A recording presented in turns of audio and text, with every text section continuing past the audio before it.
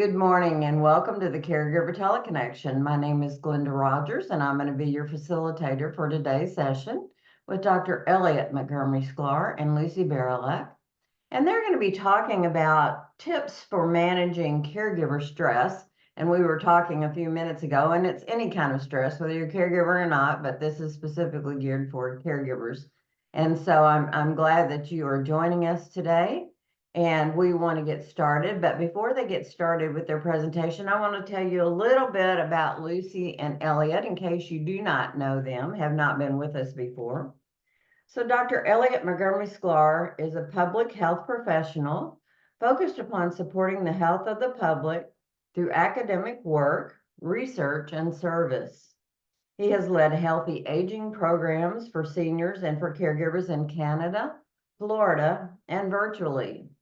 Dr. Sklar is an associate professor of healthcare sciences at Nova Southeastern University in Florida. He publishes and presents his work internationally, which is focused on the complexity of issues related to aging and caregiving. Now, Lucy Barylak received her master's degree in social work from McGill University and has dedicated her career to supporting caregivers.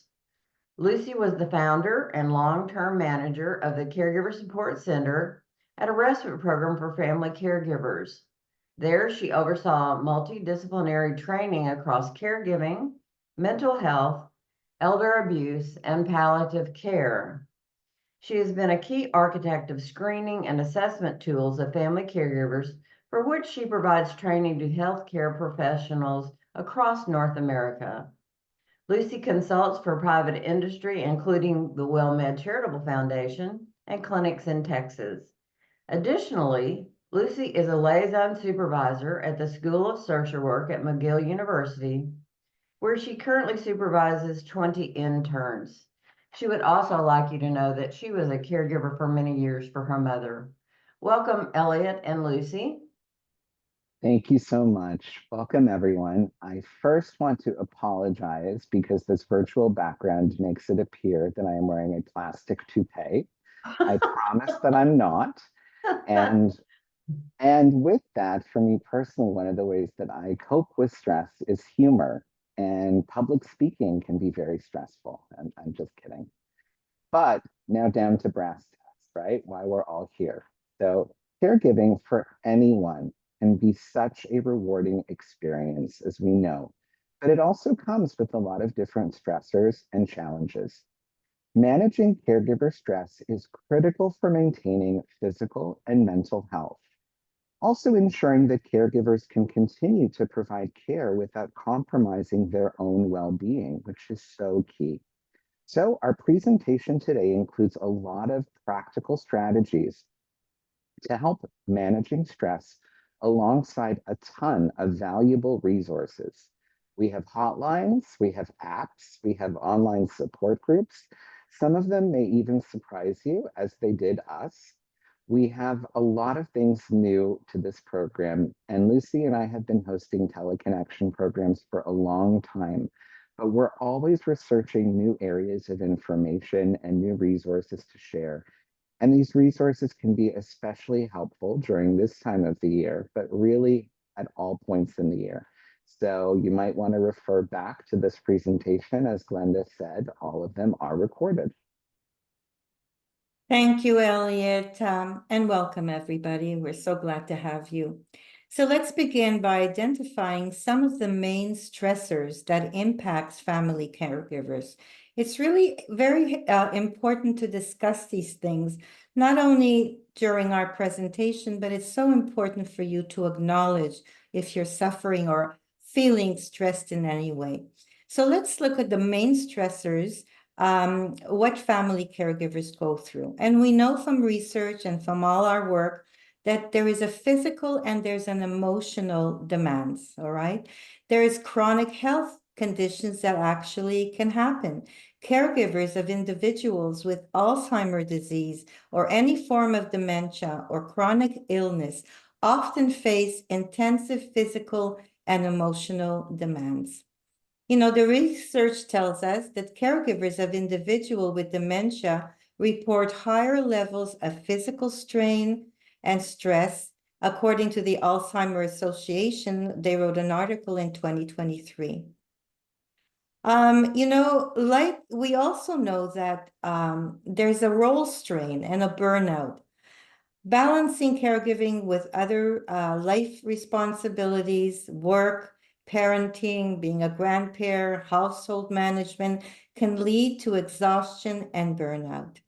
A survey by the AARP found that 40% of family caregivers report feeling overwhelmed by caregiving responsibilities, and that was done in 2022. Now, there's also a financial strain. The cost of care. Many caregivers face financial stress due to the reduced work hours, taking unpaid leave, or paying out of pocket for healthcare services and home modification. So there certainly is a lost income. A significant number of caregivers reduce their work hours or leave their job to care for a loved one. Now, the data tells us that 61% of caregivers report that caregiving has negatively impacted their personal finances, including loss of income and out-of-pocket expenses. And this was done with the National Alliance in 2022. One of the things we talk a lot, Elliot and I, is about social isolation. It's so important not to isolate yourself. Reduce social interactions. Caregivers often experience social isolation as caregiving responsibilities take up much of their time and energy. So there is an emotional toll, there's no doubt about it. Lack of support from family and friends can increase feelings of loneliness and depression. Now, 45% of caregivers reported feeling lonely or actually isolating, and this was done by a research center in 2021. Many times caregivers tell us that there's lack of support, insufficient resources.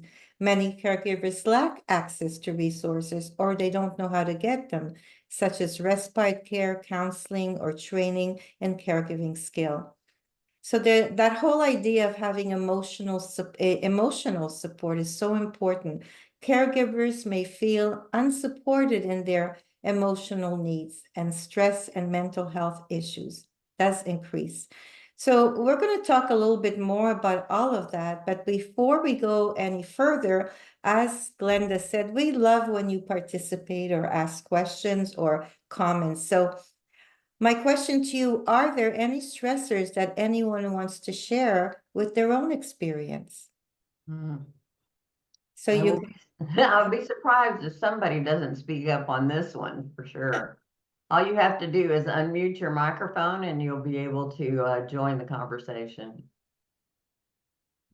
I'm happy to join, but just audio if you don't mind. Okay, Sure. Deb.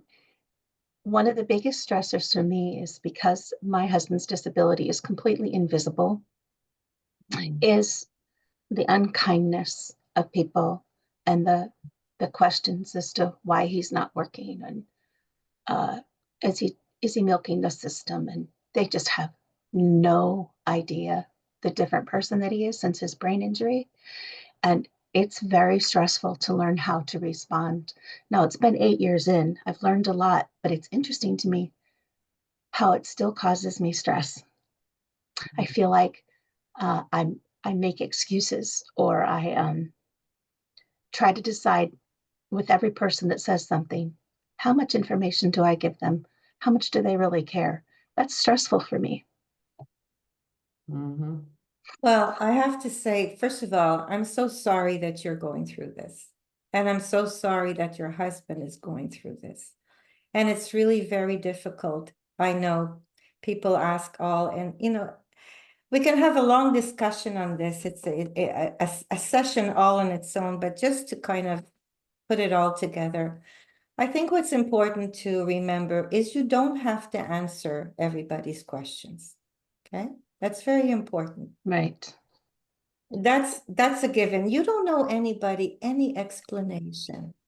Now, if it's close people that are asking you these questions and you feel that they care enough to ask the question, you might want to share with them. That will kind of take the burden off for you as well and put things in perspective regarding your husband.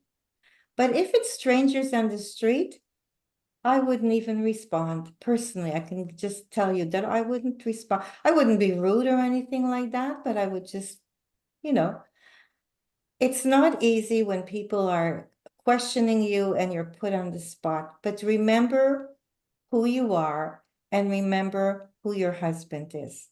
And as long as you know in your heart that this is, this is something that you're both going through. And in many ways, you're kind of his advocate. You're kind of protecting him. I don't know all the details. And so I'm just saying to you, you don't need to answer. Just remember who these people are and make those choices for yourself. I hope that's been a little helpful. Maybe Elliot would like to add a few words as well. I was actually going to share something personal, Deb. I very much empathize with what you're going through. Likewise, my husband has a rheumatic disease, which is also a disability, and it is invisible. And often I find friends and acquaintances, if I'm trying to discuss some of the challenges that we're navigating through, will intimate that it's, mental or, people really just don't understand is the point. And I think what I have learned is very much akin to the advice that Lucy provided. You don't owe anyone any explanations. And I've learned to keep more information closer to my chest and keep people that are really close to me as my support network, where I feel open and honest to be able to share what we may be going through. But it is very difficult. And it is, I think, made more so because we are concerned about stigma, about other people's perceptions. And through counseling, I've learned tools to help me navigate. And I certainly, like I said, I really empathize with what you're going through. Thank you. And to you, sir. Thanks. Deborah had a question. She said that she agrees she deals with this as well. How do you respond to nosy neighbors without being rude? That's a good one. Without them what? I didn't hear the last part. Without being rude. Well, it goes back again to what both of us were saying. You don't owe anyone any explanation. It's difficult. I know it's difficult, but again, it depends on your personality. And if we had more time, I would ask you, why is it bothering you? What is it? How do you feel you would like to deal with that situation? Mm. Would you like to kind of swear at them and say, lay off? Would you like to do that? I think that's something that you should really think about, because that'll give you guidance as well about how you feel you need to address this. I shared my experience, and I am a people pleaser. So by virtue, I want to make sure that I answer people's questions, I satisfy their curiosities. I've learned that I'm not responsible for that. And what other people choose to think is none of my business. And it's something that takes a lot of practice. It takes practice, and it's also your personality. If you're a people pleaser, you're going to be more concerned about this than if you weren't. For me, I am a people pleaser up to a point, but if you get into, you press the boundaries, I'm not going to let you do it. Yeah. Person- Deborah responded by saying, maybe a response is, thank you for your concern, but this is personal. For sure. Yeah. Elliot reminded me of what I say, either out loud or to myself, depending on the situation, and it's none of your business. And it makes me kind of laugh at myself, which kind of takes some of the stress away. And you don't have to say it out loud, but at any rate. Another tip that I might suggest also, if you use artificial intelligence, things like ChatGPT, and there is a place for this for caregivers. We're going to talk a little bit more about that later in our discussion today. It is amazing, when I find myself lost, how do you respond to a neighbor who's being nosy? You can ask ChatGPT that very question, and to provide answers that are courteous and polite and respectful, and you would be shocked at the number of options that they give you. And it really has given me tools over time to be able to formulate good responses. So there is a place for that for caregivers, and you might want to consider using that more than you might think. Before we move on, Alex, your phone is unmuted. Did you have a question or a comment? Yes, I did. Good morning, everybody, from Portland, Oregon. This is a little bit different, but just a comment on what Glenda was talking about is now's the time to put out the annual Christmas card, and you always try to make those kind of chirpy, and we went to Mexico on Easter and all this stuff, and it kind of just plays into what are you going to say about your wife? My wife's in memory care. She's been in 15 months now. And one line doesn't do it. It's like, you need a Zoom call to tell everybody what's going on. So I just would distill it all the way down and just say, Karen's acclimating to her situation and is doing well and appreciates visitors coming by whenever you can. Period. Yeah. End of story. That's all the information they're getting from me. But along that line, this is a little bit different, but one of the stressors I find myself dealing with is the amount of turnover in the care business of dementia, and how frustrating it is. And it's not only the caregivers that work the med techs and those folks. We've had administrative turnover, we've had doctors turnover, and it's a team effort, but it's nice to have a team that doesn't change that much. And so you have every person takes a while to get to know, at least my wife, and how to approach her and all those things. And then 3 or 4 months later, they're gone. And then it's not only, I mean, for me, it's very frustrating, but I could just imagine, I can see with my wife, who's this guy that comes in? So her battle is constantly the idea of getting a nice, consistent ride, at least as far as from the medical side, is really challenged because of the amount of turnover, at least in her facility. Is that pretty common that there's a lot of turnover? The unfortunate answer is that it's all too common. Yeah. And Lucy and I actually have hosted programs that specifically focus upon how to cope with staffing shortages in long-term care. It's been one of the longest standing issues during and enduring since the pandemic. And this is true actually across all healthcare. There is such high turnover right now, but especially in long-term care. And as you said, it is stressful, not only for the caregivers, but for the people who reside there. Sure. Very, very much so. Yeah. Thank you, Alex. You're welcome. Thank you. Deb had some final responses here. I would just say that no matter how many strategies we have to answer these invasive questions, the questions just keep coming, and that is in itself is a source of stress. And then she said turnover in professional caregiving is a real issue for sure. And the work of finding them in the first place, that's a challenge. Yeah. All of the above.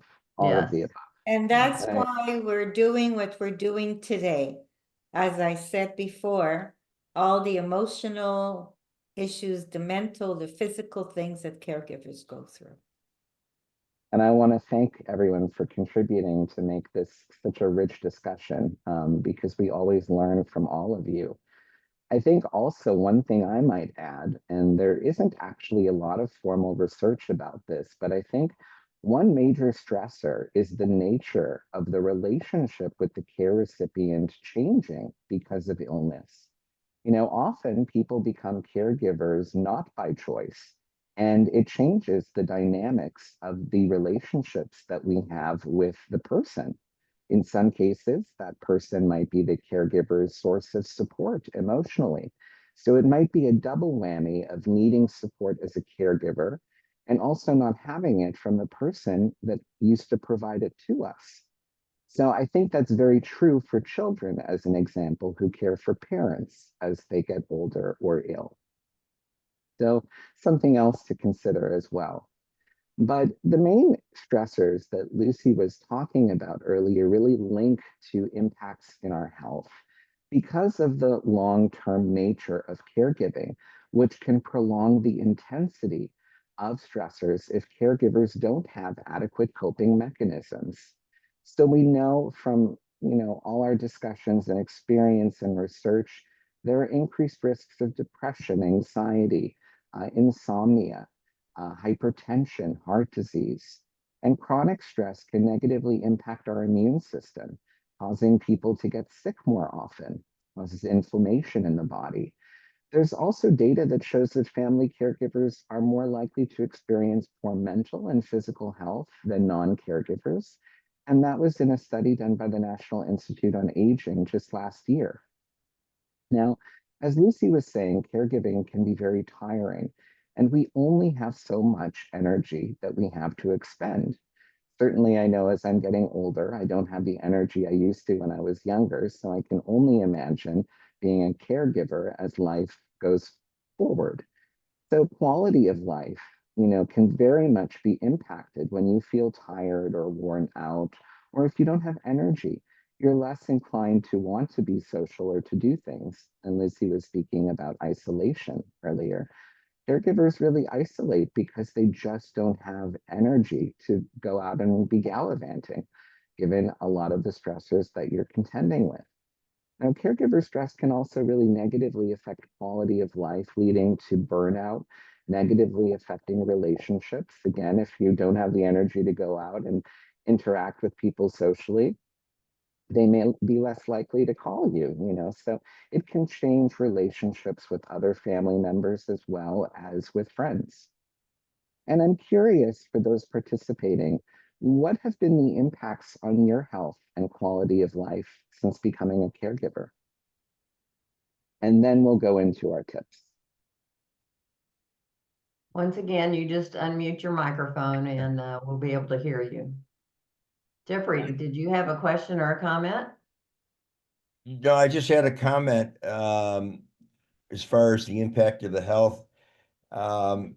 It's a big old long list, but my blood pressure's up and I'm now taking blood pressure medication. I've put on 40 pounds. I'm not exercising. I'm exhausted, pretty much isolated myself. And this is even with my wife in memory care. I was under the impression that it would get easier. I was 2 years solo caregiver, and I reached the point where I couldn't do any more. And I said, this will be a relief to have Karen under medical supervision where she's safe and going to get the meds and everything that she needs. And I found out that the stress was different, but it was still very high, even with her in memory care, rather than me taking care of her in the home. So physical for sure has been, I don't know why if I see anything, I eat it. So a lot of emotional and stress eating, but also have developed a depression, which I'm also taking medicine for. So I just go down the checklist. The purpose of me being here is to even understand more and try to get as much information and education as I can for myself so that I too try to manage I'm a victim of Alzheimer's as well. And I'm trying to turn the tide so that I can live with the understanding of my wife is in memory care, but I'm going to live another 20 years, knock on wood, and I need to go forward, and I don't know how to do that. And so that's the reason that I'm trying to come to these visit with you folks and try to get as much information as I can. But I had physical and mental issues that I struggle with. And the last time I had my physical, my doctor, my wife and I go to different doctors. He started taking my blood work and blood pressure. He goes, "What's going on?" And it was I mean, I know I was eating a bunch, but my blood test was different, and my blood pressure was up. Well spoken, Alex. Thank you for sharing all that. Lucy and Elliot. Well, Alex, just the fact that I want to thank you for opening up the way you did and sharing that, because this is really a safe place to do so. Everything that you said is so so normal, I hate to say, with other caregivers. I don't want you to feel that you are different, because you're not. It takes a lot of time to get used to. Your life has changed dramatically. And I do appreciate the fact that you're here, and the fact that you say that you want to learn and that you want to move on. Gives me a lot of hope for you that you will move on, because you will have the tools to get through this. Thank you. Jeffrey, your microphone's unmuted. Did you have a question or a comment? Okay, well, Deborah said, when I run my errands, in the back of my mind, I'm always wondering how he is doing. So I'm in a constant concern mode. Hypervigilance is one of the other stressors that many caregivers experience. And, the experience too of continued stress even after placement, as Lucy said, is so common. So we're going to talk now about some of the tips, strategies, tools that we have to help you all. And I want to thank you, Alex, for sharing, about some of your health stressors. Now, I hope that some of these tips are helpful, and that you make some time for yourself. We're going to switch gears. We're going to dive, as I said, into some of these tips, because our hope is that if we can intervene upon the long-term consequences of stress, then we can have some positives. So a lot of that has to do with caring for ourselves. And I've learned that most of us are really bad at practicing care for ourselves at the best of times. So when you're a caregiver, your focus may be even less so on yourself. So these are good reminders for all of us this time of the year and all year long. So the first thing is to prioritize self-care. Now, self-care is a buzz term that gets a lot of attention these days, but for caregivers, caring for yourself means your mental and physical health, because they're so critical. Not only because you have someone relying upon you and you need to be healthy enough to be a caregiver, but also because of the health consequences that can come from prolonged stress, as we discussed. Self-care is often neglected by caregivers, but it's essential for reducing stress and for maintaining good health. So exercise, even small amounts of physical activity like walking or stretching, can help to alleviate stress, improve mood, and also boost energy. I know it seems counterintuitive when we're exhausted and we don't feel like we have energy to do anything. Actually, exercising helps to boost our energy. For example, walking 10 minutes outside has immense benefits.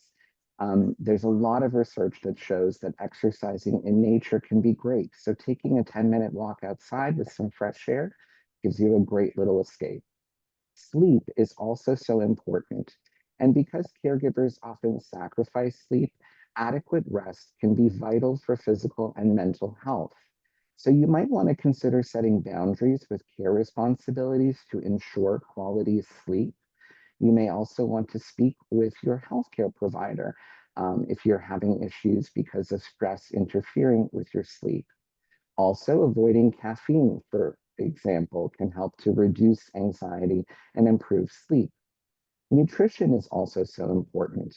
Diet supports our energy levels, provides us with vitamins, minerals.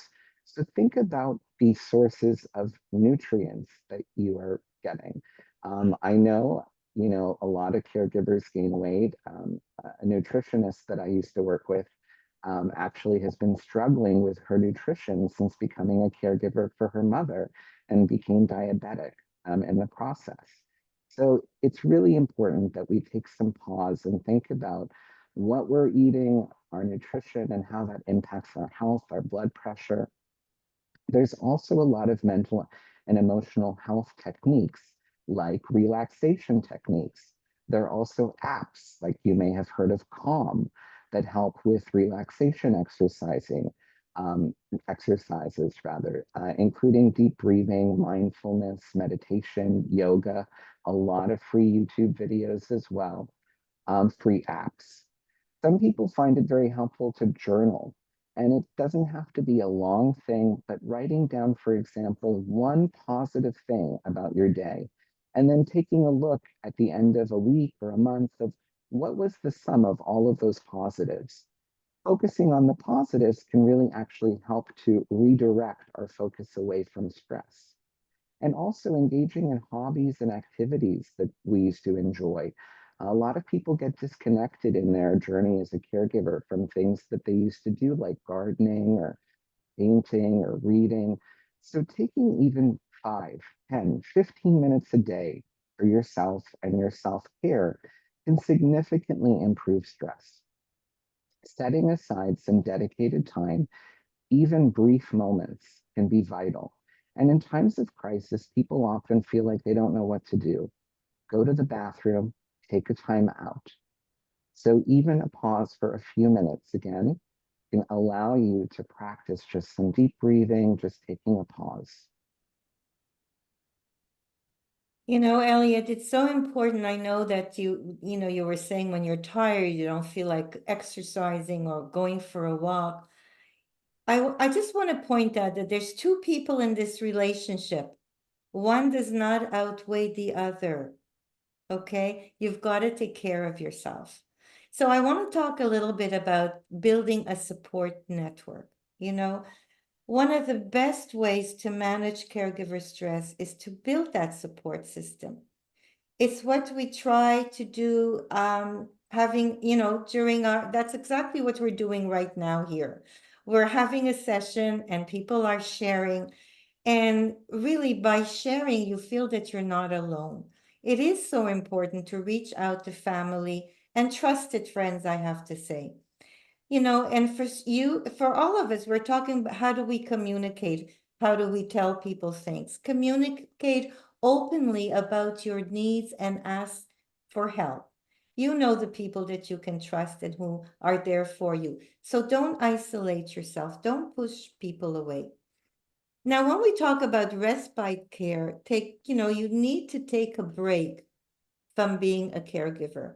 So even if you have someone in long-term care, you're still a caregiver. And I remember, for example, one of my clients, I asked the person, well, how often do you go? And the person said, every day.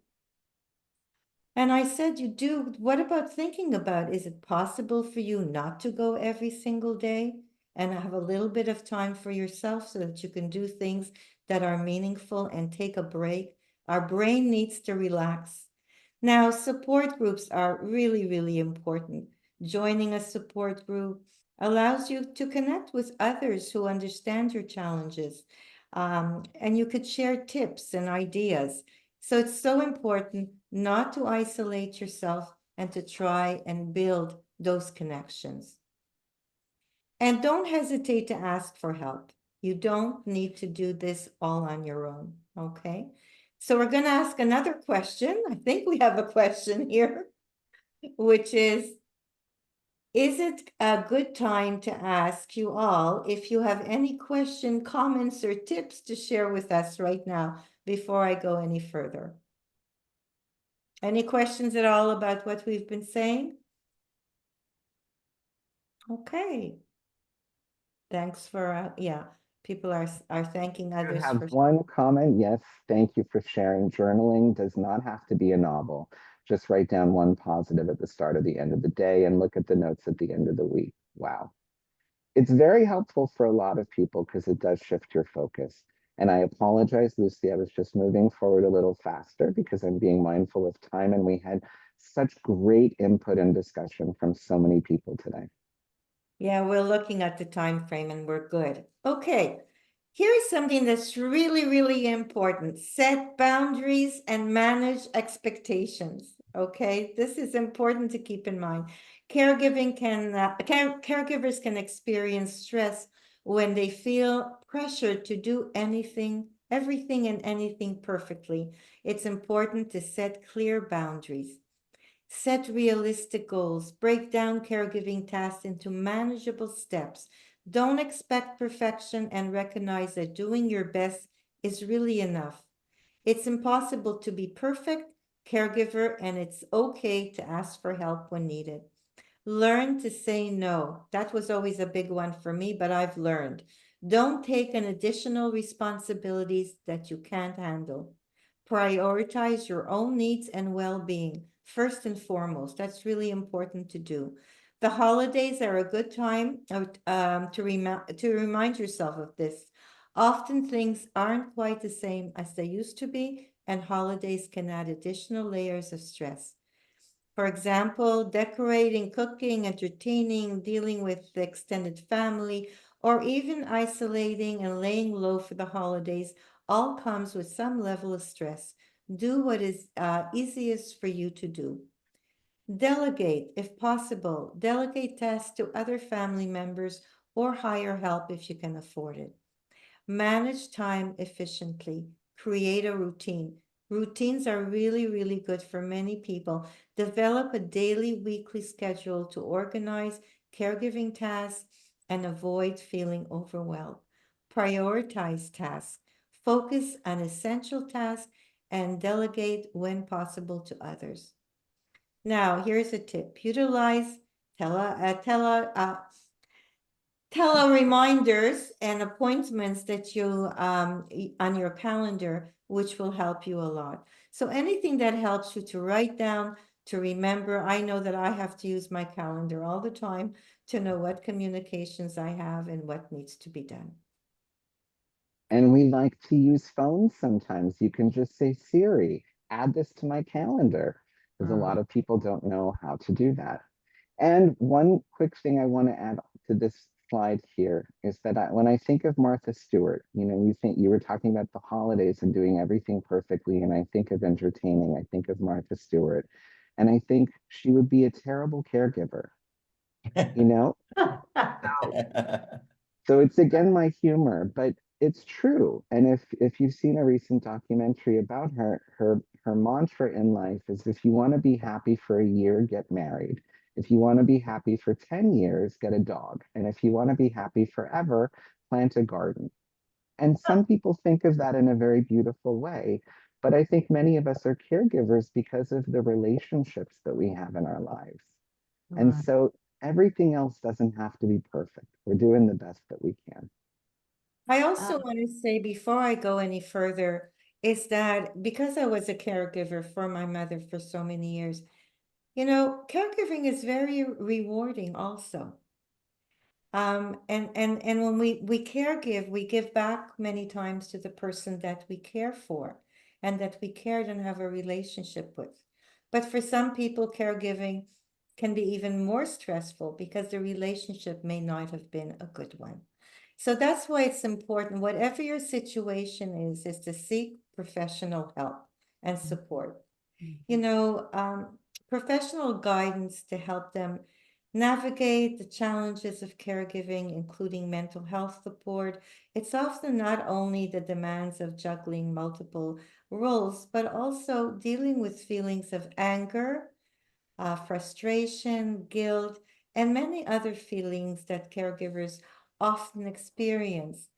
Not only has your role shifted, so many times in so many different ways, and you don't have that many choices, your relationship with that person has changed as well. That can be very hard to accept for many people, which is totally normal. You were married before, you were a couple, and now things have changed. Your life has been turned upside down. So therapy and counseling is something that it's almost like giving yourself a gift. Consider talking to a therapist or a specialist in caregiving issues around stress, family dynamics, professional support can help caregivers manage emotional strain, anxiety, and even depression. If you're feeling overwhelmed, a therapist can help you develop coping mechanism to manage caregiving related stress. So I would really encourage you, any of you, if you're feeling that overwhelmed, support is really important. And I see, Elliot, you responded to Roseanne's question about how do others deal with the stress of thinking of what is yet to come.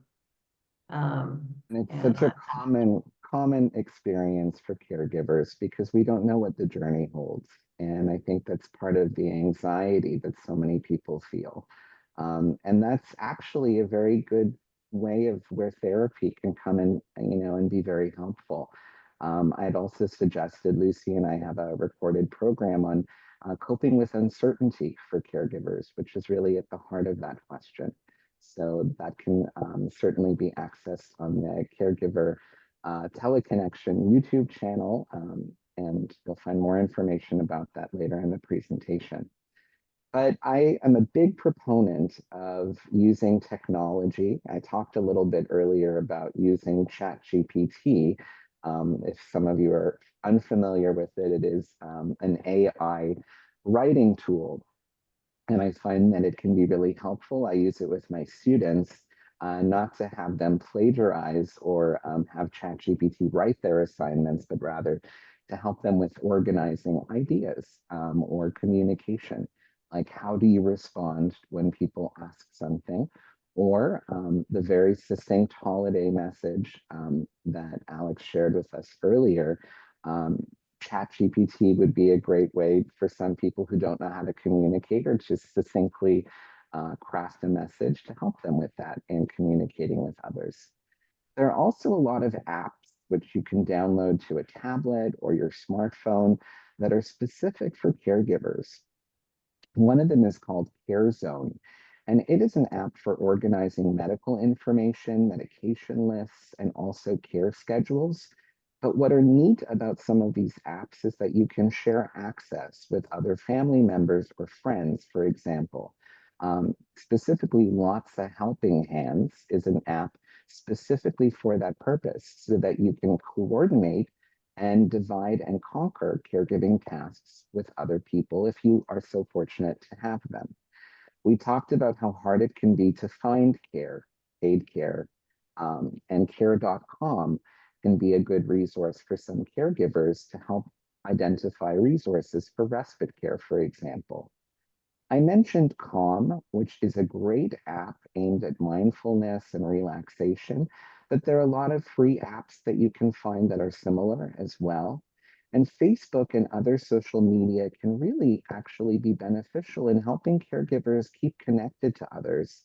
I know that can be controversial. Some people find that social media is not helpful, but it really depends what you're using it for and how much you're using it.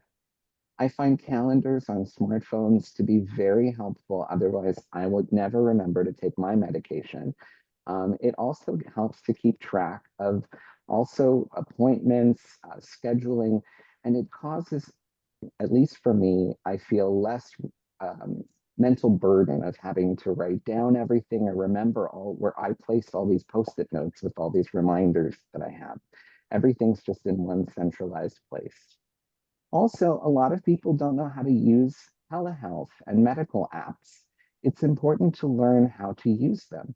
And many healthcare facilities actually offer free courses on how to use their specific apps that they might have. It's actually the easiest in being able to communicate directly with healthcare providers. You can send them messages. I email my provider directly through the app. I can request refills, check blood work, things like that. So I can actually even schedule doctor appointments. So if you're not using an app or you feel uncomfortable, you might want to consider exploring what resources your healthcare facility might have to help you with that. Now, it's also great for telehealth. If you have someone who is homebound and they need to consult with a physician for something, there's some things that you can actually do from home that don't require you to have to take them to a physical office. So lots of help there. Now, I know there's a lot of information on these next two slides, this one and the next, and we will be sharing a copy of our presentation with you. But we divided up all these different support groups because there are some that are online.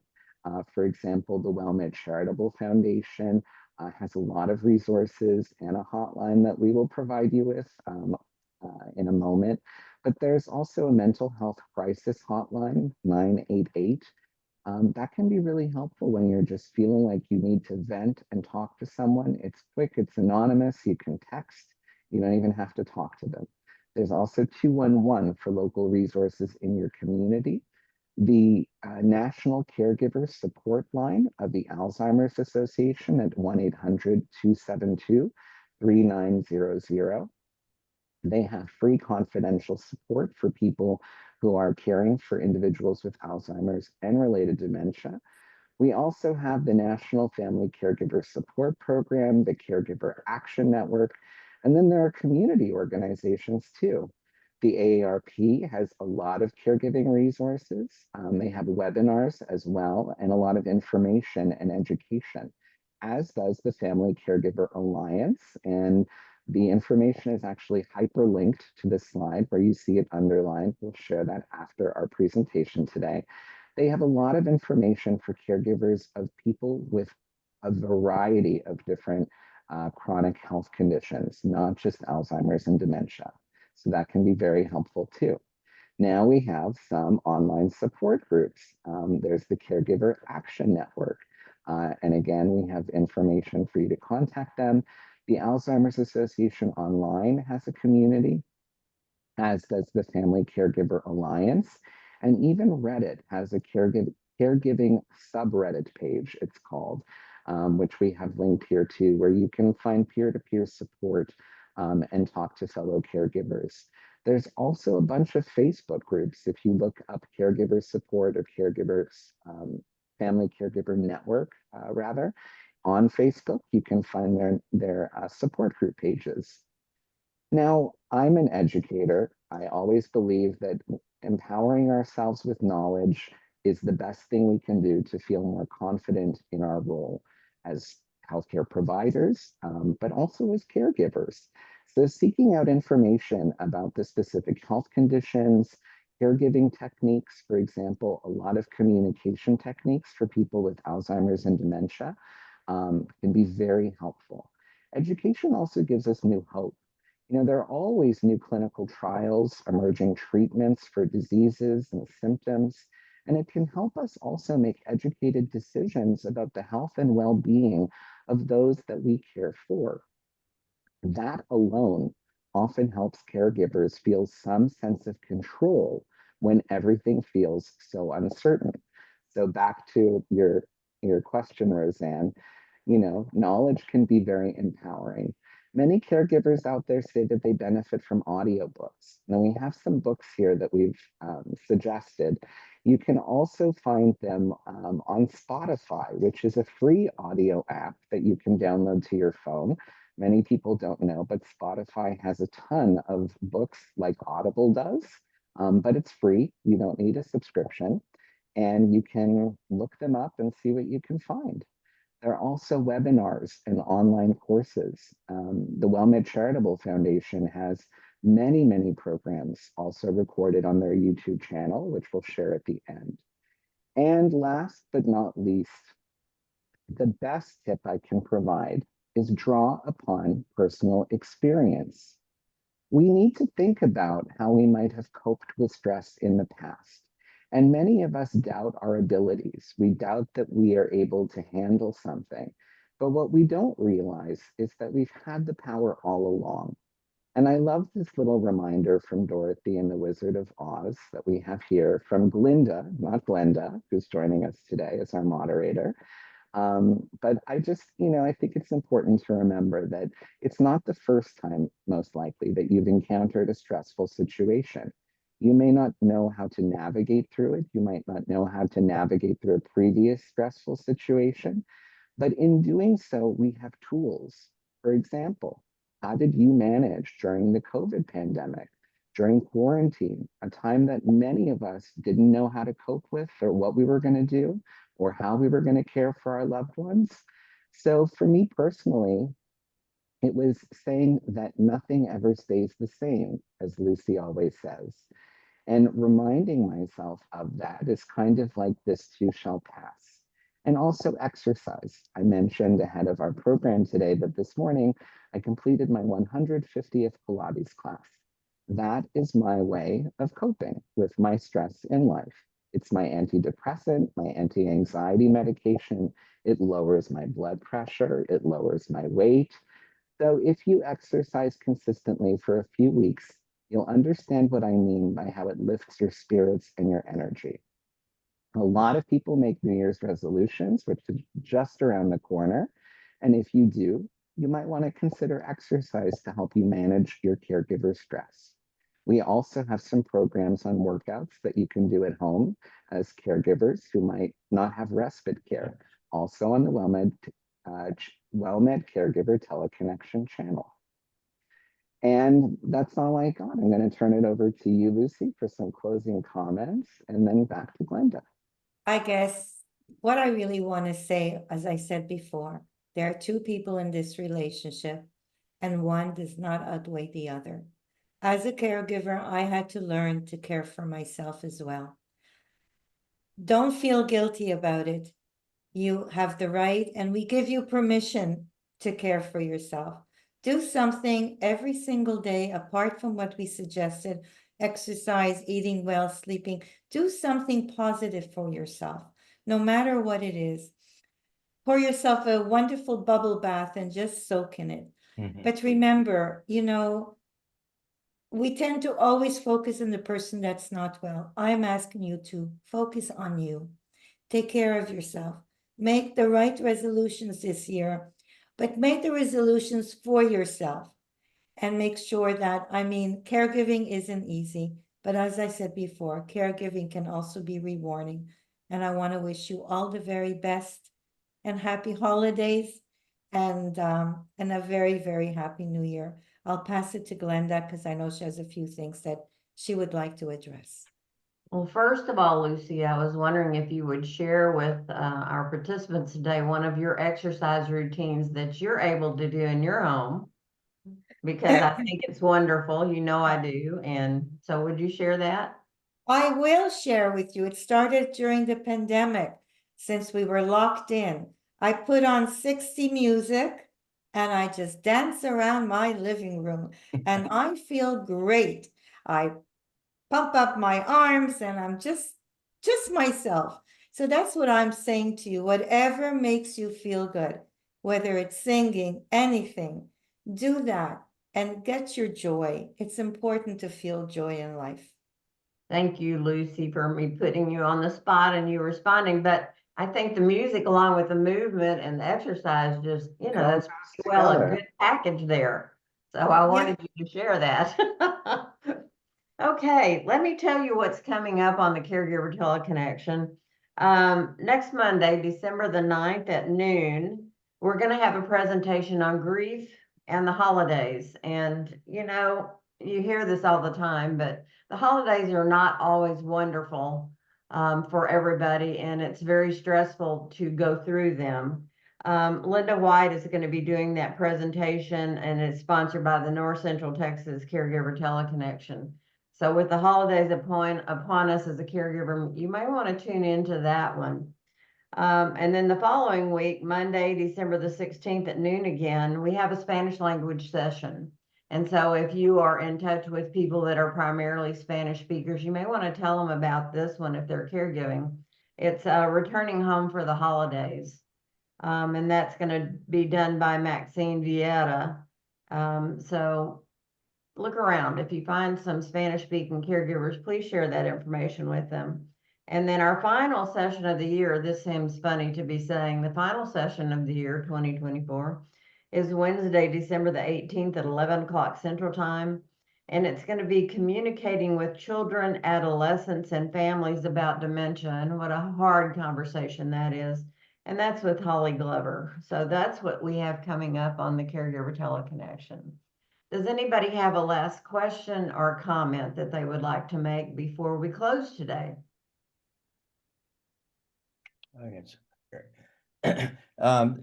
One of the things that I think about every day, it's just a little saying that I have gotten from one of the groups that I go to, and it's just the story of when you're in an airplane and you hit some turbulence and the masks come down.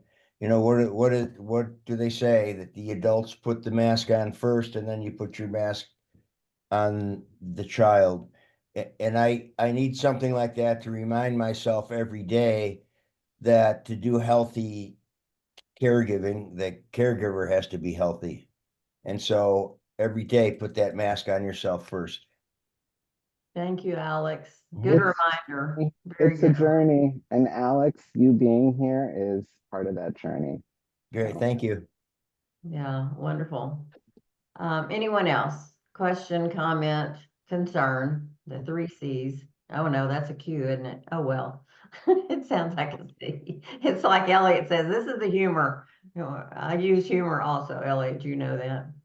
So I like what Deborah says here is, my gift to all of you is find your joy. And during this holiday season, as stressful it is, find your joy and do what you need to do to find that joy. It may not look like what other people are doing, but that's okay. It's what works for you and the person that you're caring for. So I want to And thank you remember, for being with us. Oh, go ahead, Elliot. I was going to say, and remember that Martha Stewart might not be a very good caregiver. Every time I see her now, Elliot, I'm going to be thinking about what you said about Martha Stewart, and You I wouldn't know, want her to be my caregiver. her gardens are beautiful, Oh, but yeah. it made me take pause and think, because it's very hard to do everything perfectly, and it's okay. So I want to thank everyone so much for participating, and I want to wish you happy holidays and a happy new year. Take care, everybody. Thank you. Happy holidays. And we'll Thank see you, you all in Elliot. 2025. We'll be back. 2025, right around the corner.